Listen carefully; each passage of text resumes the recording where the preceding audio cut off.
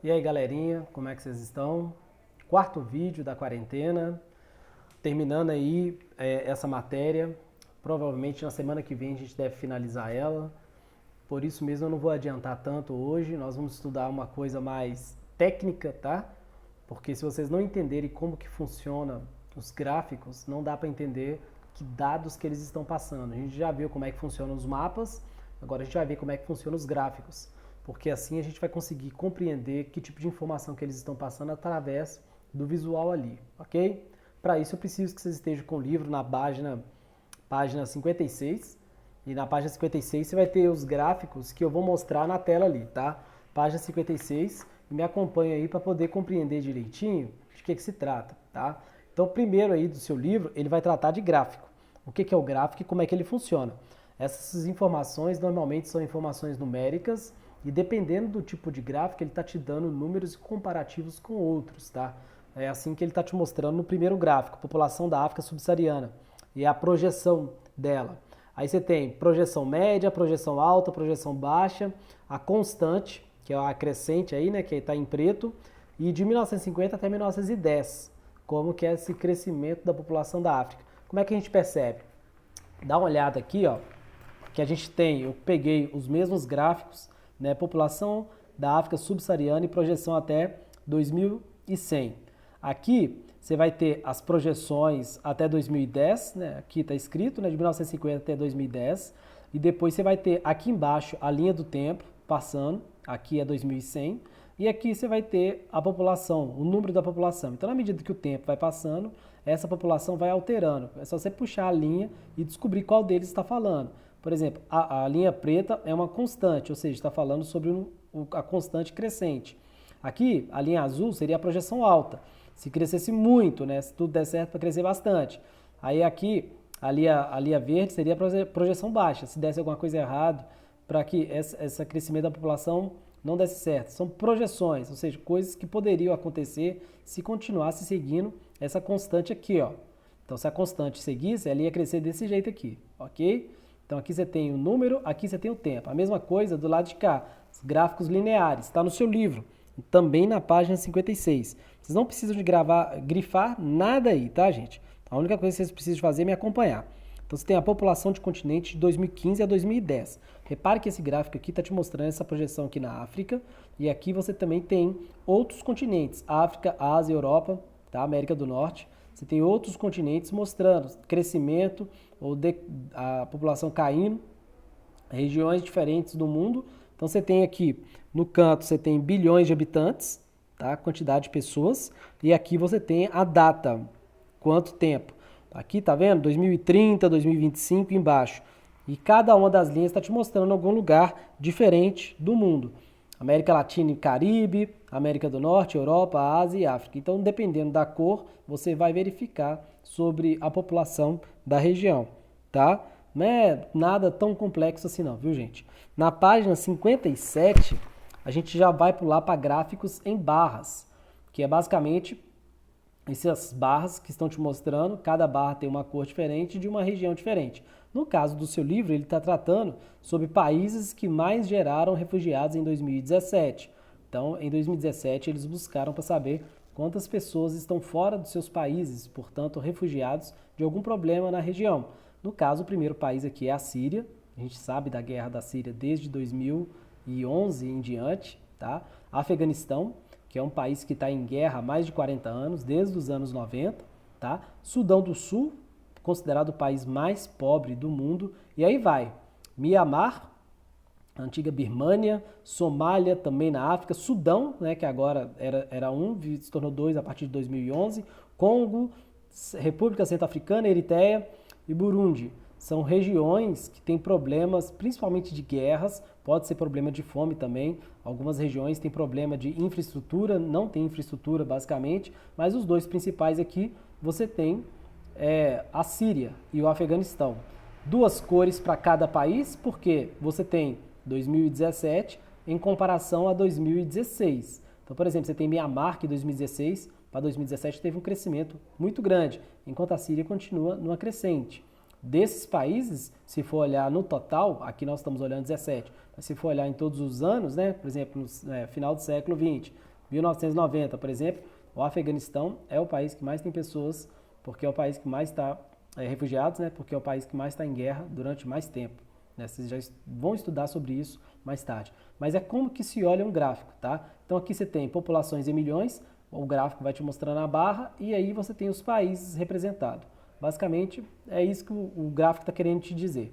E por último, também na página, aí você já vai estar na página 58, abram seus livros lá na página 58, vocês vão ver climograma, que é uma mistura de gráficos com linhas, né? Você tem uma linha aqui, tá vendo? A linha, você tem a linha, e você tem as barras. O climograma, ele é um pouco mais complexo de ler. Por quê?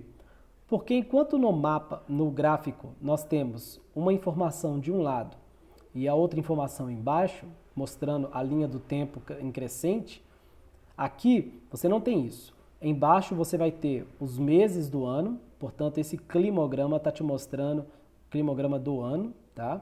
Aqui você vai ter a temperatura, está escrito aqui.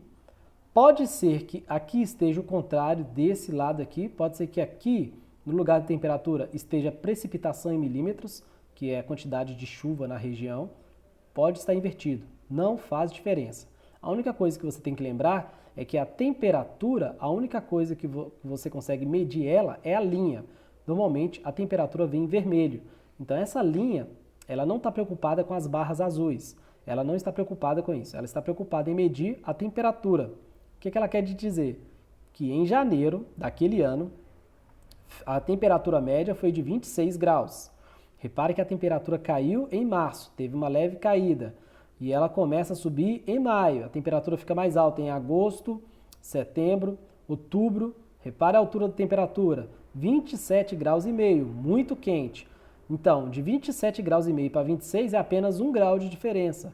O que significa que nessa região, no norte do Brasil, Manaus, é muito quente. Repare que o dia mais quente, na época mais quente, foi 27 graus e meio, que é a temperatura média, e a temperatura mais baixa foi 26 graus, extremamente quente, o que mostra uma outra coisa que o gráfico está te mostrando. Então, se essa linha te mostra a temperatura, que é a parte mais quente do ano, é entre julho, agosto, setembro e outubro, justamente a época que na nossa região é mais fria, as barras azuis nada mais é do que a precipitação. O que é precipitação? Chuva. A chuva, que é a precipitação, é marcada pelas barras azuis. Portanto, a época que mais choveu em Manaus, capital do Amazonas, no norte do Brasil, que o clima lá é basicamente equatorial, é janeiro, fevereiro, março, abril e maio foi a época que mais choveu.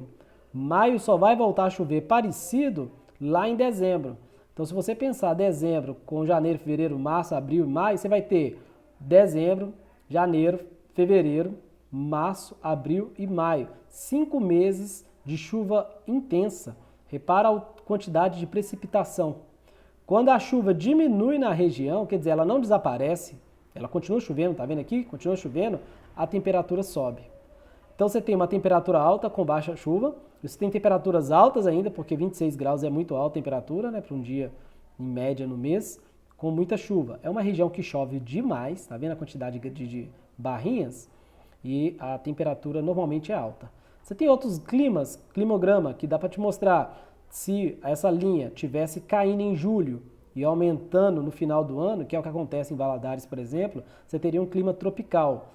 Quando ela cai a linha em julho e agosto, também cai a quantidade de chuva. No Brasil é assim, porque as águas dos oceanos ficam mais frias e não tem como evaporar tanto para poder chover. Então essa época, janeiro, fevereiro e março, novembro, dezembro, é a época que mais chove num clima tropical também. É assim que se lê um climograma. É só você olhar de lado, onde está a temperatura, onde está a precipitação e ver os meses dos anos aqui. Tá vendo aqui embaixo? Precipitação em barra azul, temperatura em linha vermelha. Tranquilo? O próximo gráfico é em pizza. No caso do gráfico de pizza, ele é diferente de todos os outros porque ele te mostra um total 100%, a pizza toda separada é 100%, né? Finge que não tem essas cores aqui dentro, e você divide esse 100% em outros gráficos menores, em números menores. Então, nesse caso, ele está te mostrando, no seu livro, da página 58, é isso que ele está te mostrando, certo? Minérios, reserva de minério de ferro em 2015. Então, ele está te mostrando, olha, no Cazaquistão, 1,3%. Então, no Irã, 1,4%. Mostrando alguns países, o Brasil aqui, ó, tá vendo? Minas Gerais, quando a gente vê o trem passando aí, levando minério de ferro, olha a quantidade de minério de ferro que tem em comparação com o resto do mundo. Então, China tem bastante, mesma quantidade que o Brasil, tanto é que são eles os maiores compradores de minério de ferro do Brasil. Rússia tem um pouco mais que o Brasil, a Austrália e outros, né, outros países somados juntos. Então, os que aparecem aqui são os países que são mais relevantes. Esses outros aqui seriam o resto do mundo. Todo o resto do mundo aqui, ó, somado junto, daria o que o Brasil tem ou o que a China tem sozinho. É um gráfico que te mostra 100% do minério de ferro no mundo e divide ele em pequenos pedaços para mostrar a porcentagem de cada país em cada região. Tranquilo? Então, basicamente, essa parte que eu acabei de mostrar para vocês, nos gráficos aqui, é para poder te mostrar que são através desses gráficos que eles vão avaliar ou tentar mostrar para vocês algumas informações no seu livro. É o que a gente vai ver, por exemplo, na página 60. Pule os exercícios da página 59 e 60, não façam esses exercícios por enquanto. Pule para a página 60, nós temos realidades mapeadas. Essas realidades mapeadas, eles têm 3 pontos que você deve sublinhar aqui no seu livro, tá vendo? Esses 3 pontos é importante você marcar, que é dimensionar os recursos naturais, dimensionar e mostrar a dimensão, se tem muito ou se tem pouco, como acabou de mostrar no gráfico de pizza. Implantar investimentos de exportação da natureza, ou seja, se você precisa de implantar certas infraestrutura para poder retirar aquela matéria-prima daquela região para levar para outra região, através desses mapas, uma empresa consegue perceber aonde que seria melhor investir e em que área investir quando você observa esses dados. Alocar recursos humanos e econômicos.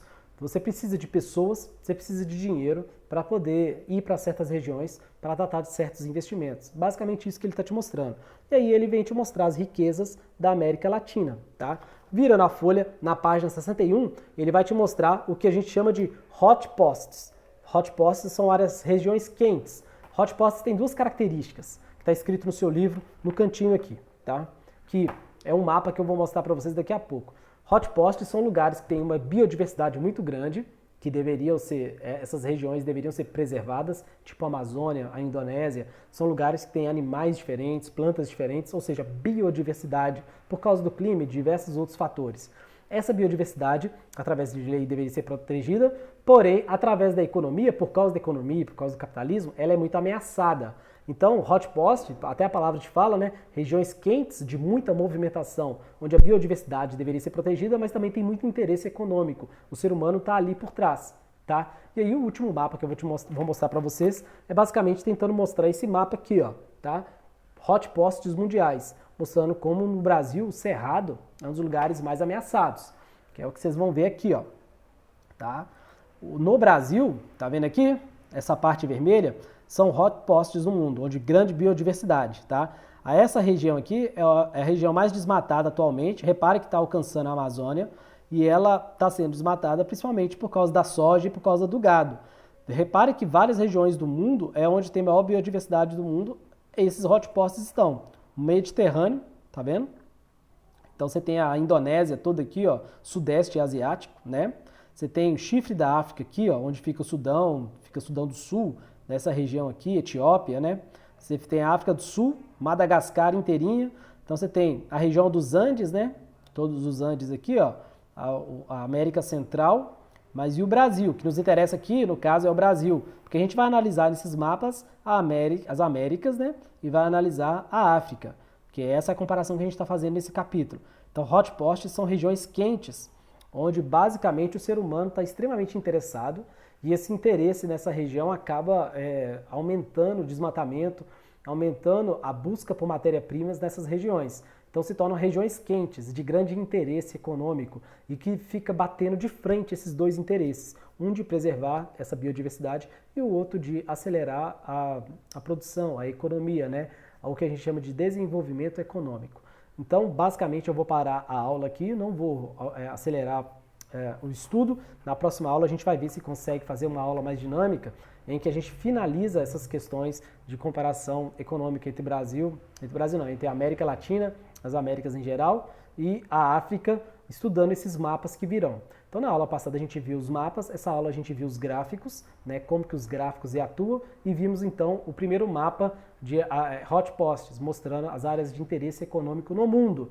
E isso vai nos servir para poder entender os interesses econômicos, tanto nas Américas quanto na África. Qualquer coisa, vocês voltem o vídeo, leiam as páginas que eu acabei de falar para vocês, não deixem de estudar, sublinhem o que for mais interessante, anotem as dúvidas para durante a live vocês tirarem essas dúvidas. Tranquilo? Um abraço, pessoal. Tchau.